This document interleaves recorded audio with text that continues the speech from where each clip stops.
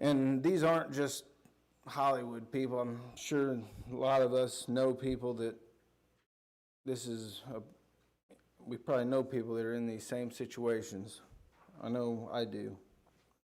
So this first story says a jury deliberated just 2 hours before returning a guilty verdict in the trial of TV and film star Craig Dillon. Dillon was arrested in January and charged with DUI. It was his third arrest for drunk driving.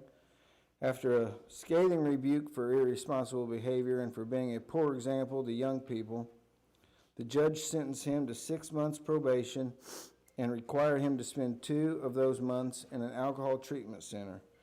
Dillon stood stoically, making a lot of money, being able to live life on my terms, that's success. Well, the fact is, if I want to be God's child, I can't let the world tell me what success is. I need to let God tell me what success is. And that's the danger to me in things like this, is that we let the world tell us what it means to be successful, and we adopt it and think that's what we need to do. Now, there are religious people that don't help. I mean, frankly, the classic case is the televangelist. What do we have there? We have the health and wealth gospel, that if you'll obey Christ, things will go your way, you'll be wealthy, you'll have all these, you can have the success that the world calls success and be a believer in Jesus. It's that compromise. And, just look at Jesus himself and say, was Jesus rich? Was he powerful? Was he, handsome? Was he influential? You might argue of those four, he was influential. Now, he wasn't influential among the leaders. He was influential among the common folks. In fact, the leaders hated him. They wanted him gone. He was a threat to their power. And so, when we look at what success in the eyes of God means, it's very different than the world. And that's to me the risk that we take on when we let things like this say, oh, this is what it means to be successful. Yeah, I agree with that. Just unfortunately, it's pounded into people from a very, very young age, and while they're very impressionable. Yeah, yeah. And that kind of gets to this next story. Harris and Canty call it quits. What had been rumored for weeks is now official. Soap star Naomi Harris and actor Glenn Canty have split. Your publicist for Harris confirmed the break yesterday. Harris is expected to remain in her Malibu home that the couple shared while they were together, while Canty is expected to return to his apartment in Hollywood. Though never married, the two did have 2 children together, Kelsey and Evan. No word on who the children will stay with, although a friend of Canty said they would both be caring for him. It's sad, said mutual friend Tucker Sadler, who appeared with Canty in his last movie. We always thought that they would be together forever. They seemed like the perfect couple. Perfect or not, rumors of Canty's infidelity had been circulating for weeks after he was seen at the Hollywood night spot Jackie's with his current co-star Angelica Klein. I think when I think of, and it's been going on among the Hollywood crowd for years, but marriages and relationships, they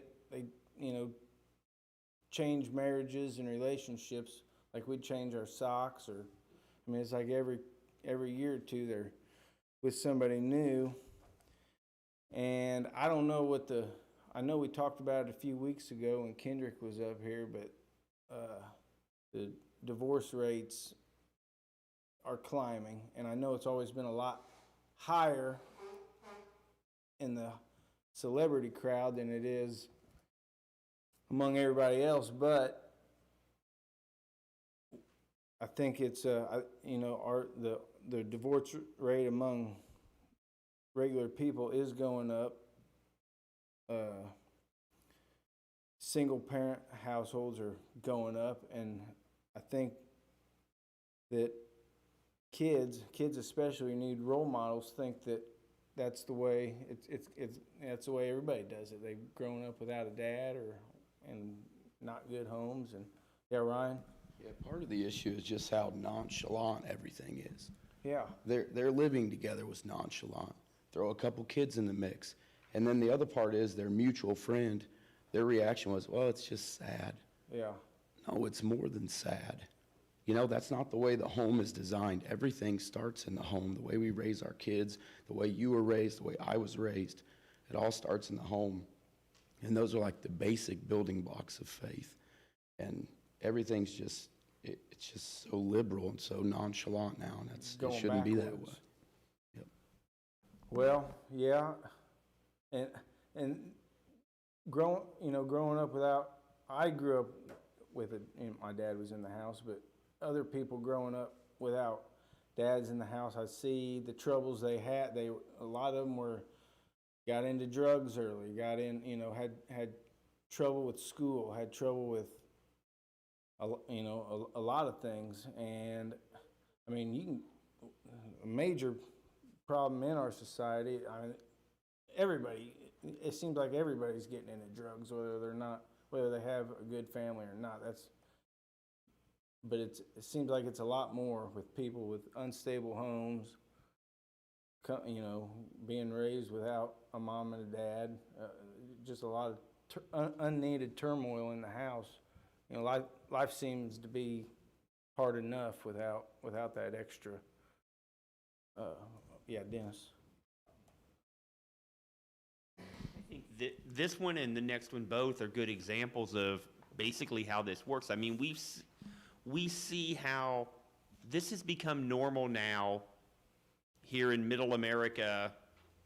I would doubt, I don't know, maybe I'm wrong, but I would doubt there's any of us here that don't work with someone who isn't living with their girlfriend or living with their boyfriend or something.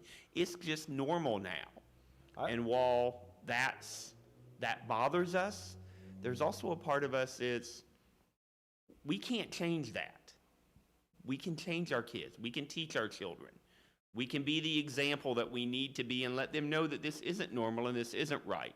At some point, it doesn't do us any good to just bemoan what the world has become, because I'm not sure we can change it. Yeah. What we can change is our house. Yeah, and that's another good point you bring up. I work. There's very few people I even work with that are married, or they've only been married once. They told us when I first started iron working, I was still single, but they said, well, you're not actually a real iron worker until you have 2 divorces and 4 children and a drug problem. They said, well, so I guess I'm not a real iron worker, but whatever. But you're right. It's actually seems like it's sometimes rare to even see people that are married and have children anymore. And that's obviously not the way God intended it to be, but unfortunately, sometimes feels like Satan's winning, or he's working hard on all of us. And I guess that last story about the guy that isn't gay but is fighting for gay rights. I don't really know too many gay people, but I know that I got a lot of friends that'll be like, oh, I've got a lot of gay friends, and it's almost like they don't like to hear if you tell them, well, that's not the way it's supposed to be, and you get that, well, that's just the way God made them, and you just gotta accept it. And I kind of push back on that by saying, well, you can use that for anything you want to do. Just say, well, God just made me a violent person. It should be all right for me to go up and stab somebody for looking at me wrong, or God just made me, didn't bless me with a lot of wealth. It should be all right for me to go steal.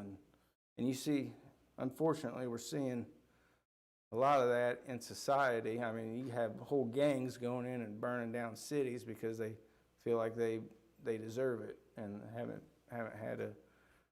It's not fair to them, and obviously that's not what the scriptures tell us.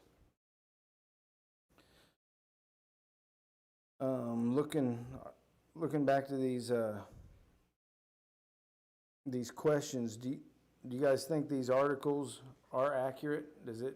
You think they portray? Yeah, I mean, they're obviously made up names and whatever, but yeah, you see it every day. We see, yeah, Bob. One of the things that strikes me, and you touched on it, is that one of the problems with society, or a big chunk of society, is they don't have a moral compass to follow.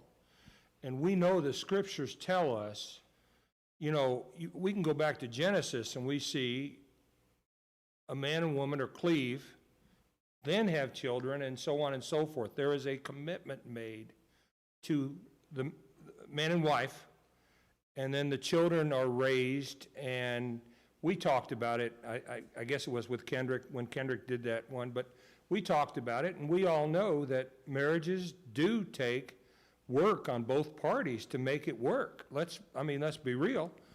But if it's worth doing, it's worth doing. It's the same way with this homosexuality discussion. Not two men trying to raise Correct. kids. It has to be a man and a woman as God has designed it. A father and a mother, the father for structure, a mother for nurturing, and a father for discipline, and mother for nurturing. And that's the way God's designed it. And unfortunately, society has that backwards. They think they're going to do whatever they want, and God's supposed to adjust to their needs. God is love. He'll love me no matter what I do. Yeah. And unfortunately, the day of judgment, they're going to find out that that's wrong. And unfortunately, they need to be told that long before that. Well, yeah, and as much as you try to tell people, it seems like the more you tell them, the less they want to hear. And it's easy, it's easy for me to just, I've kind of, a lot of people, I don't even, kind of discouraged me. I remember when I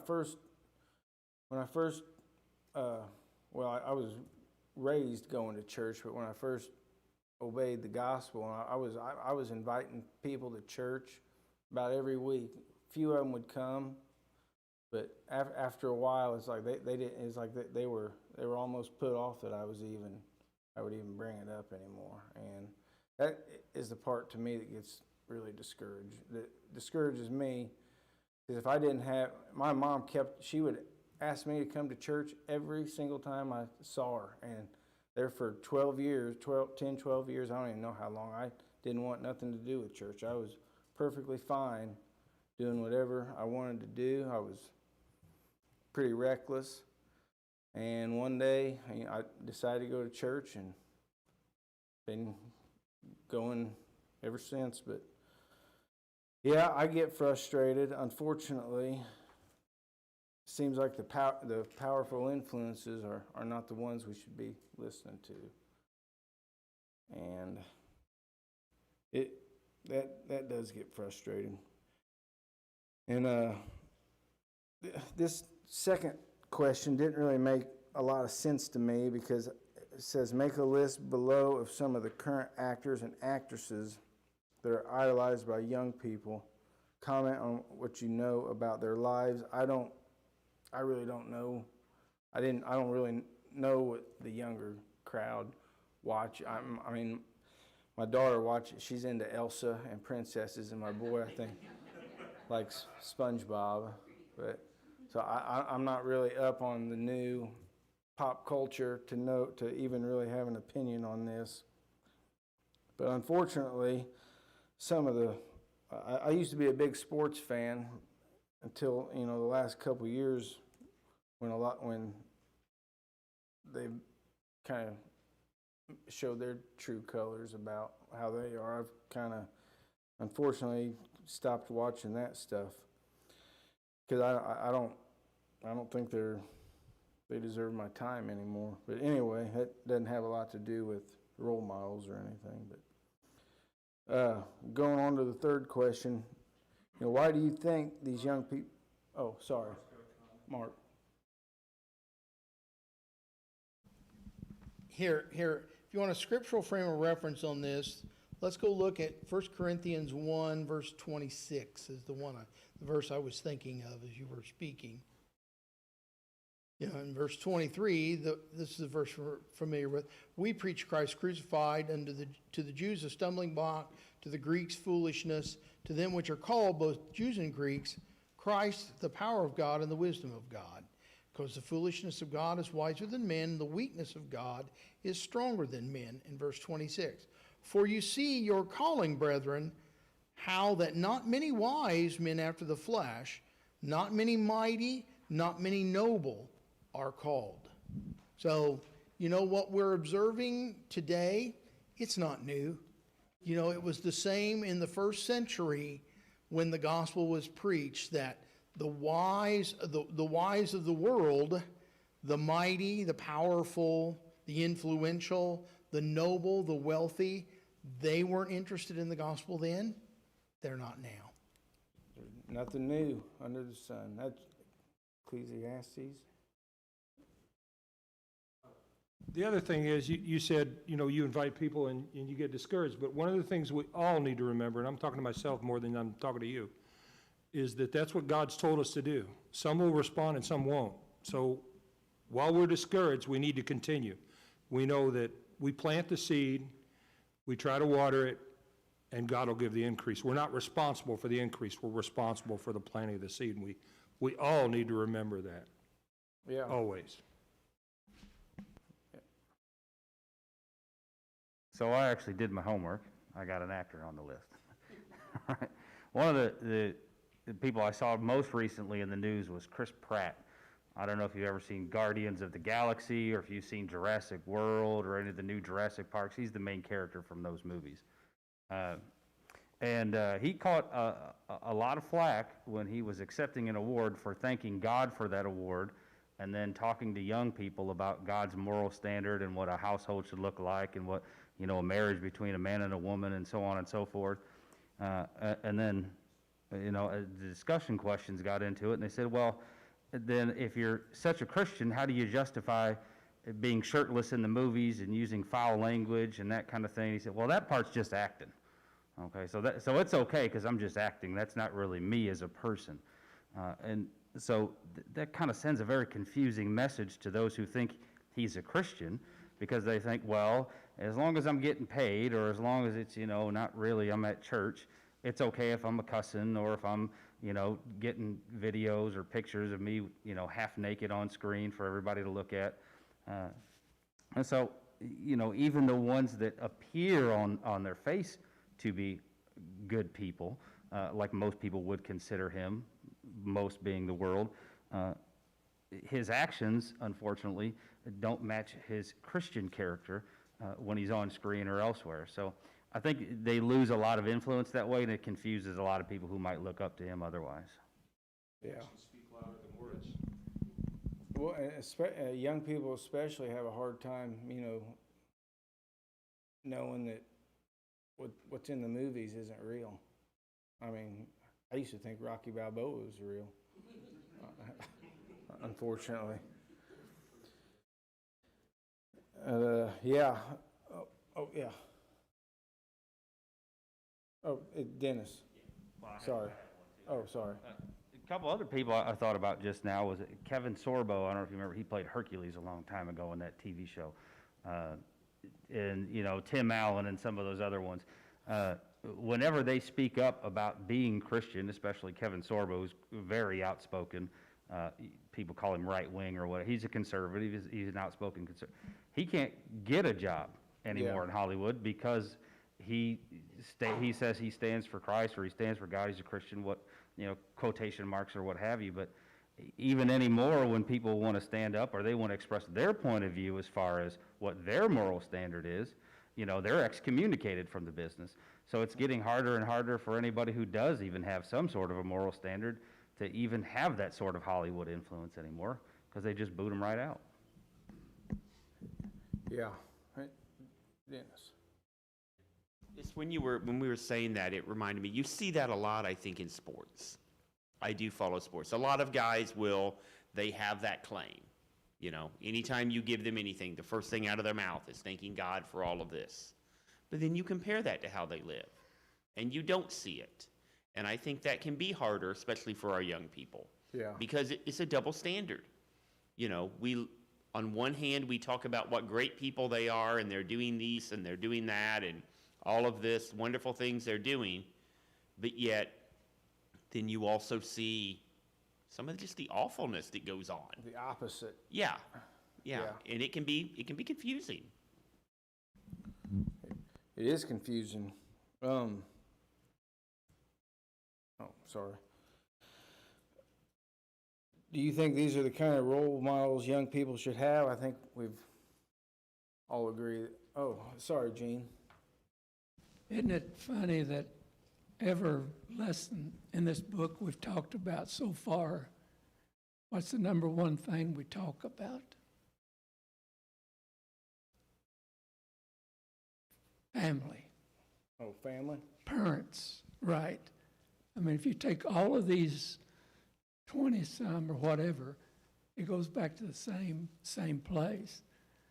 The best place for a young person, a child, to see their heroes and the examples is in the family. Yeah. The dad, the Grandpa. uncles, Yeah. in the family. So, you know, it's just almost like if they miss that, then they're not going to have too good a chance to have. Oh, yeah, they can have the heroes and, you know, and the movie stars or whatnot, but after when they look at that, the life that they're going to live is going to be miserable. Yeah. So it goes back to the family, and we've talked about that the whole time. Yeah, that's part of the, you know, I was real lucky to be, you know, my dad's not a Christian, my grandpa wasn't a Christian, but, you know, they were very good role models. You know, they're honest, they're hardworking, they're good family men, you know, and sometimes I take it for granted. Yeah, go ahead. Grandfather, when I was 15 years old, he was on the farm, and I would go, when school was out, I'd go and spend 2 or 3 weeks with him. And on one of the times, he didn't push me or, you know, talk about religion a lot, but on one of my visits, I was going to the Baptist church, and he said, Gene said, I've got a couple scriptures I'd like for you to show you, preacher, and ask him what they mean. Well, I did that. And I asked him, and he read it, and I said, but that's not what it says. He said, but this or that. And with my grandfather speaking to me is what triggered the results of a lot of people making changes and being members of the church. And a lot of times, those things, we got to be careful. They can, our words can help people. They can also hurt people pretty bad too. You know,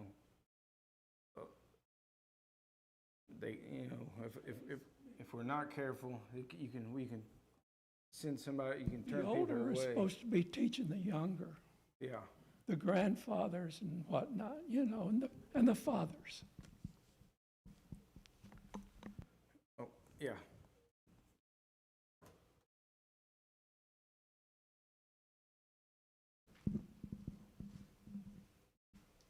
Something that's really struck me the last few weeks as we've been going through these lessons, and I think it's really easy for us to say, man, they need to be careful about that. You know, that's what they're doing. And just, several years ago, I was in a Bible study, and we were reading the passage which said that there will be those who will abstain from meat and say that this is, whatever, and not allowed to marry and those kinds of things. And the guy leading the class said, "What's that talking about?" And somebody said, "What's talking about the Catholics?"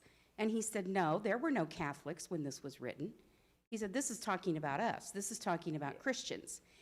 And that's kind of the same thing I keep trying to remember when I read these is this is talking about us. We can point to the world, and absolutely they're guilty, but this is what we can fall into this trap too. And it's not just kids. Yeah. Kids are more impressionable, yeah, but you don't have to be 16 to, how many decades now have we said garbage in, garbage out? You don't have to be 16 for something to start affecting you. If that's what you fill your mind with, if you sit in front of a mindless TV show long enough, you're going to start picking up the mindless ideas. And today, it's not just TV. I mean, in fact, I would say it's more social media. Yeah. What's really on there that's Weird little games. they got. valuable? Yeah. And I know the turmoil that this country has been in the last few weeks, I've been guilty of listening to stuff that's just, it's stupid, and it's slanderous. And that's a sin. Yeah. And, so lately, the verse that I've been trying to read every morning is, whatever things are true, whatever things are noble, whatever things are just, whatever things are pure, whatever things are lovely, whatever things are of good report, if there is any virtue, and if there's anything praiseworthy, meditate on these things. I'm thinking, you know what? Instead of listening to this stuff, instead of getting involved in it, why am I not spending my time looking at the Word of God? So And I'm not pointing, I'm saying that to myself, because that's what I really need to be doing. Because we've got to remember when we have commandments like this, and we're talking to us. We're not talking to anybody else. We're talking to us. Yeah. Dennis? When she was saying, I can remember within my life when divorce and remarriage was an out there problem. It's not anymore. It's in the church, and we need to deal with it, and we need to talk about it. And that's true of anything in the world. Whether we think that's something we won't ever have to deal with in the church. No, we will. We may not now, we may at some point. It may be our kids that have to. But these are issues that they affect Christians. Well, I remember, when I was younger, I thought everybody went to church. It seemed like there was when I heard, kids didn't have to go to church, I was like, what? You don't have to go to church on Sunday? And, well, when I was a kid, I thought that would be great. I was like, wow, that'd be great not to have to go to church today. But, yeah, Jason? So the question 3 and 4 kind of blend together a little bit, and one of the thoughts that I wrote down is that somebody doesn't have to be a perfect person to be a good role model for you. Because I have plenty of good role models in my life. One of the most influential people in my life is sitting next to me, okay? And he's not perfect, and he'll admit it, okay? So it's extremely important that us as Christians and as people, that we don't try to paint everybody with a bad brush. Some of the things that they do are to be admired. Some of them are very generous with their fortune. Some of them have a very strong work ethic, a dedication to their craft.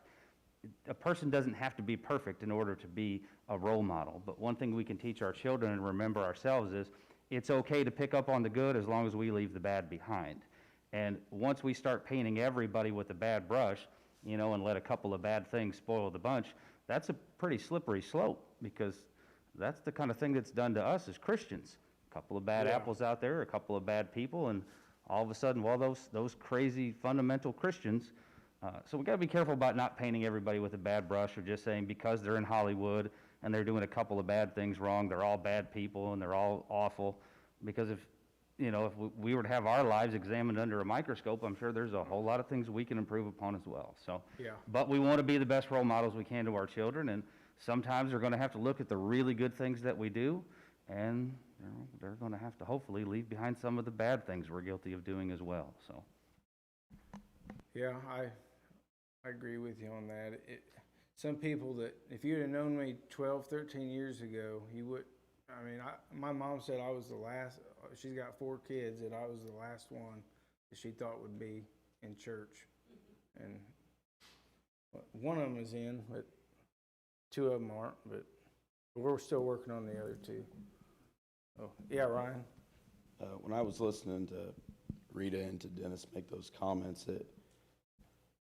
it went along with how I answered number 3. I think we desensitize ourselves. When we watch this garbage on social media and TV and these movies and everything, we just desensitize to it. It's not that big of a deal anymore. And Ephesians 4:19, Paul's talking about just the Gentiles in general. He says, having lost all sensitivity, they've given themselves over to sensuality so that they indulge in every kind of impurity with a continual lust for more. And that's exactly what these people want. They want more all the time. They're never content with anything.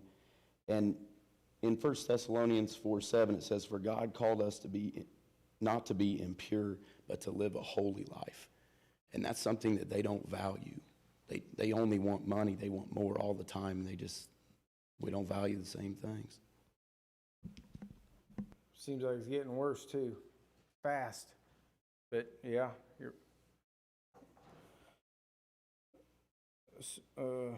so I got oh yeah. Oh, sorry.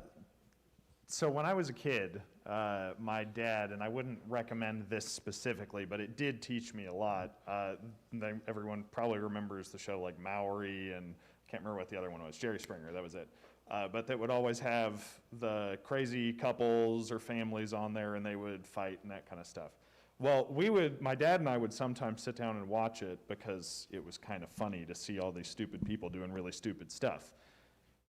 But we didn't stop there. He always then talked with me about and analyzed the individual situations and what was happening. He was like, okay, so what did you see from all 3 of the families in this episode that happened here? What was the common theme that you noticed? And I'm like, I don't know, what was it? And sometimes it was there was no dad in the picture. Sometimes it was premarital sex that ended up in children. Sometimes it was, any number of things that would come up. And even though we were watching something that was trashy and was not something I personally would watch now or recommend to people, the evaluation of what we saw that is real life things that was happening around us helped me to shape the way that I thought about things, helped me to think about, okay, those are some really bad choices and this is what comes of it. I should stay away from these bad choices so that I don't ever end up there. And I stay very far away from the situations that happen here in real life. So I think sometimes looking at the things that happen on social media, not that I'm saying go search out these awful things, but when they come across your feed, you can look at them with a critical eye and evaluate what's the cause here, how do I stay away from it? Yeah, Gene. I won't see it myself, but there's people here that 25 years from now are going to be living.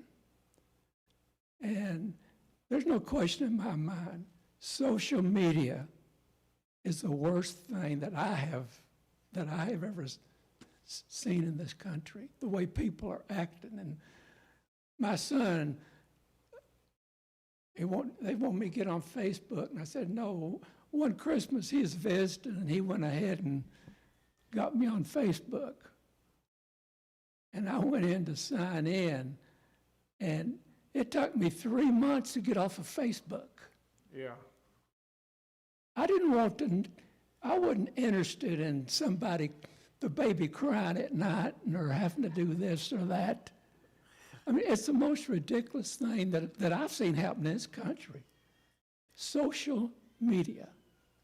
And it's going to, in fact, I think right now, it has a lot to do with what's going on today in this country. Yeah. Even in our homes, politically, our government. It's tearing us apart. Yeah. People who've been friends forever fighting over something stupid that they wrote online.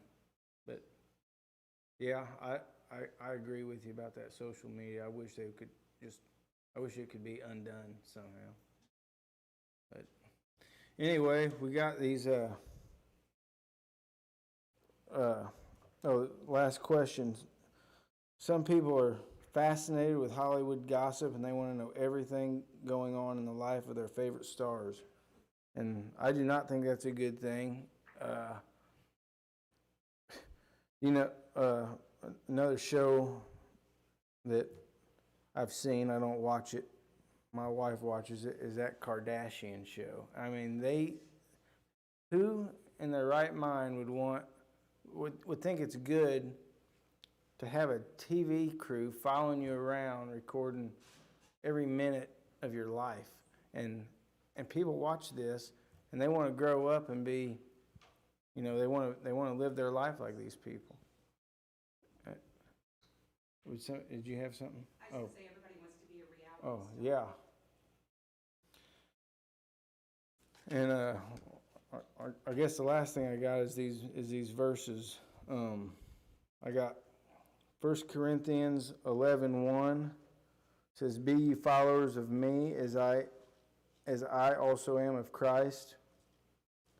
Ephesians 5:1 and 2, "Be ye followers of God as dear children, and walk in love as Christ also loved us and has given himself for us an offering and sacrifice to God for a sweet-smelling Savior."